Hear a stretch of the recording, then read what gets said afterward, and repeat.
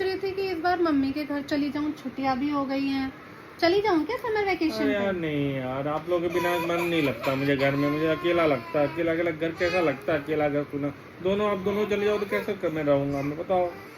यार 13 को वापस आ जाऊंगी, मैं जल्दी आ अरे जाऊंगी। यार तब भी मन नहीं लगता ना यार। अम्मी तो भी चली जाओ, अभी चली जाओ तो मैं कैसे रहूंगा इस घर में, बताओ।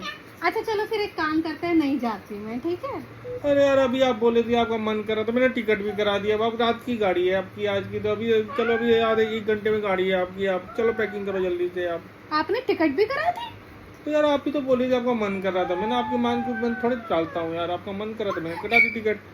पर ये 30 क्यों दिख रहा है? आप ही ने तो बोला 30।